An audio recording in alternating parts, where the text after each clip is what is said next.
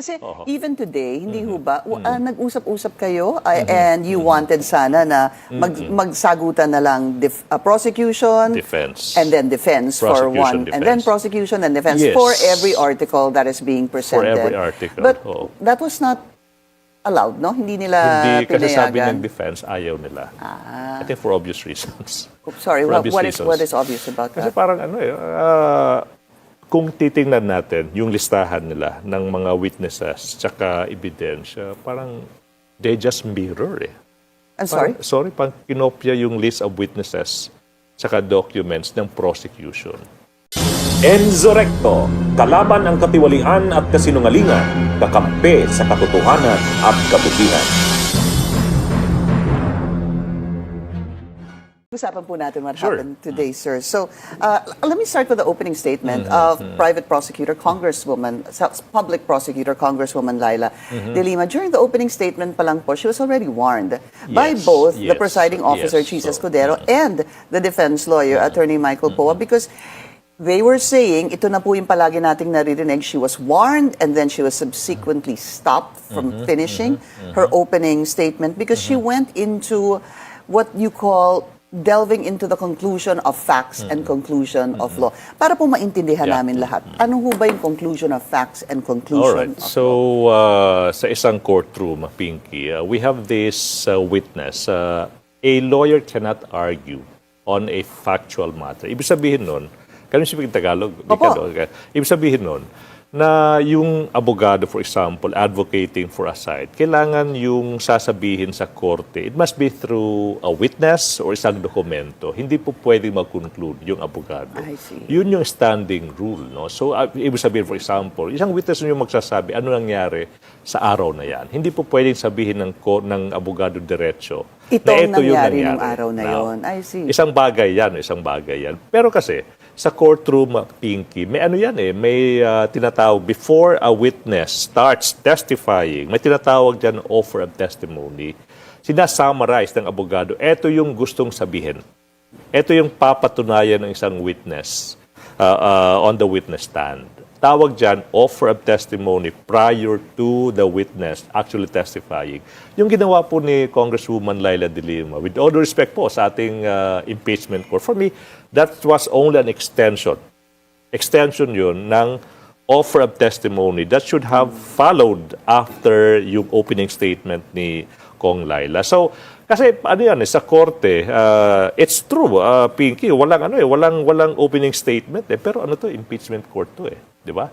The public is watching. So for me parang tama, supposedly, na opening statement should be allowed. But anyways, But is it the opening statement of the two witnesses that were supposed to be presented today or the opening statement for the alleged use of confidential it funds? would be for the entire The whole article thing. on confidential Because if funds. we have to stick to the two witnesses today, talagang umanggulo na po si Yes. Congresswoman Yes. Laila De Lima Yun doon. Because right oo. now, ang pinag-uusapan lang po ay cheque. Yes. Sabi nga ng Oo. defense, it's a non-issue. Yes. No. So, dapat pala, the whole Article 1, yun ang pinaka-preface nung opening Yes, statement. yun yung ano doon, to set the tone, yung opening statement for the entire article on confidential. For me, again, nangyari na, by order na, pero dapat i-allow yan Kasi nga, for example, if you do opening statement, yung kabila naman, yung defense naman, during their turn, they can also do that opening statement. Again, for me, extension yung opening statement ng isang offer of testimony na allowed, supposedly, Pinky. Pero alam naman natin na talagang pinagbabawalan itong conclusion of facts and law. Even when you were talking and the defense were talking, hindi ho ba kailangan talagang manggaling sa witness. But here's the thing that I noticed. Even if she was already warned, nagsabi na po si Attorney Michael Poe of the defense, nagsalita na po si presiding officer, nagtuloy pa rin si Congresswoman Laila De Lima. I cannot blame her. Kasi nga, Pinky, ano yan, parang it's a thin line between allegation of fact at conclusion of fact. For me, tama pa rin yun. Sinubukan pa rin ng ating kaibigan si Kong Laila na i-deliver yung opening statement. Is it because, di ba, nagkaroon na maraming beses ng usapin na sasabihin, we will strike that off the record, pero sasabihin ng kabila, we understand, presiding officer, that Pero that will be nasabi stricken na. Pero nasabi na yan Yeah, Ganun din ho ba siguro yung naging style ni I don't think Congress? so. I know Congresswoman Laila, parang mabait yun. She's feisty. Pero when it comes to following rules, talagang stickler si Stickler Kong siya. Laila when it comes to rules. Yun. So parang ano yun, parang if ever sinabi ni presiding officer na mali yung ginawa, parang hindi niya minin yun to disrespect the court. I could vouch for that. I Yeah. could vouch for Kong Laila. It was not meant to disrespect Yes. the court. Let's talk about both witnesses already. There were only two witnesses today, both from Land Bank, Violeta Constantino and Anita Composano. So, to really summarize it, sila po ang nagpatunay na meron pong 500 million pesos na withdraw ang Yes. Office of the Vice Yes. President, Tsaka yung DepEd. 125 po sa DepEd, a total of, 112, so 612.5 Yes. in total. Both said, the commonality there was that both said it was unusual. Unusual. Kapag sinabi ho bang unusual, sa palagay nyo, pumuntos po doon ang prosecution? Yes, definitely. No, based yan sa evidence. Kasi nga parang, remember Pinky, hindi nag-cross yung defense, di ba? Kasi sabi nila, it's all paper trail daw eh.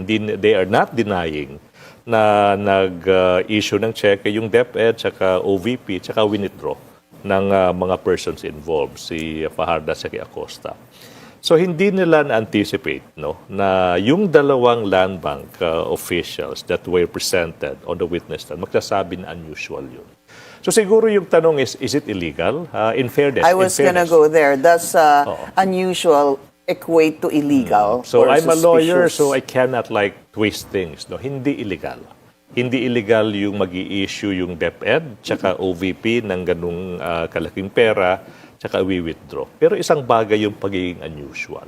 Ba't naging unusual? Kasi sabi nila, sa ilang taong nila in that branch, unusual na yung DepEd mag-i-encash ng pera. Kasi sabi nila, usually naman, it's through checks, tsaka hindi ganun bigla ang millions of pesos, 125 million pesos, in one instance. So sinabi nila unusual yun. So parang, for me, yes, definitely, definitely. Parang the defense was not expecting na may characterization na unusual yung pag-withdraw. Okay.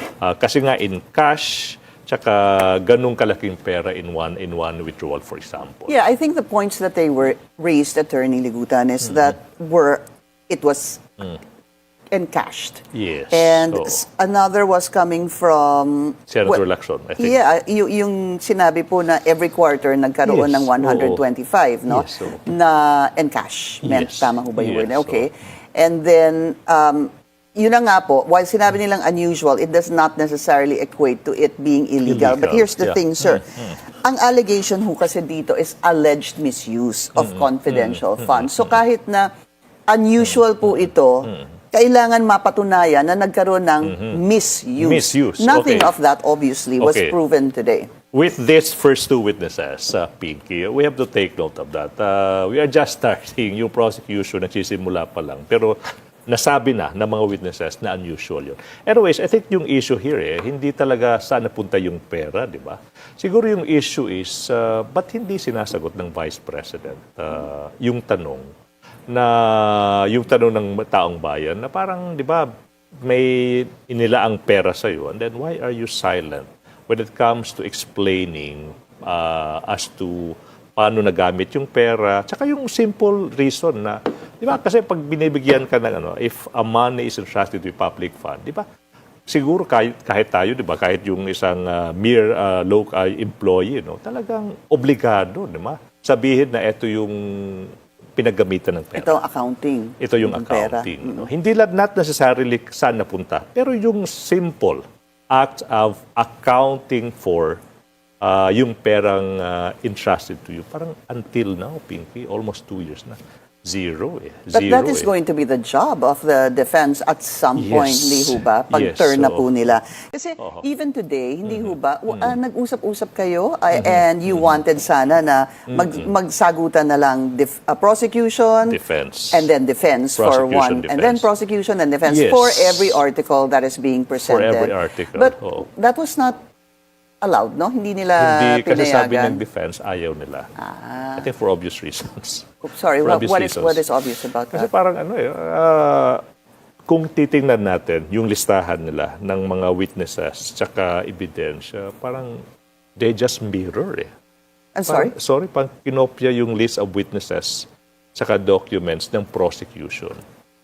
And so, why would it be disadvantageous kung prosecution and defense in one article and then prosecution defense again in another? Okay, so why would that be of disadvantageous? course, no, so this is based on record, no? Kasi parang walang masyadong variation when it comes to the list of witnesses that will be presenting, tsaka yung list of witnesses tsaka documents that they will be presenting.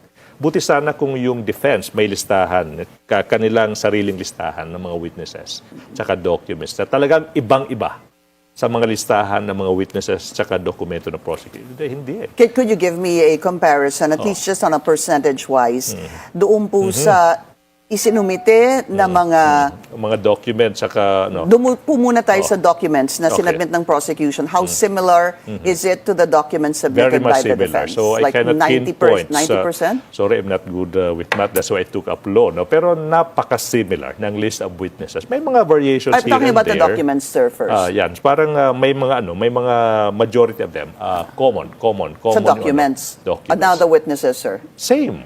May mga variations here and there, pero by and large, parang intact yung commonality, similarity ng both sides.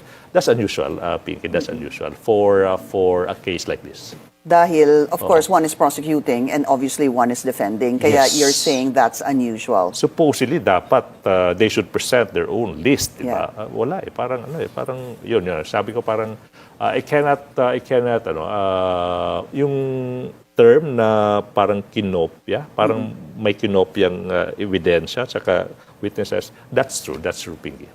We'll be taking Bunyog, bunyog, halikan na kasama ka.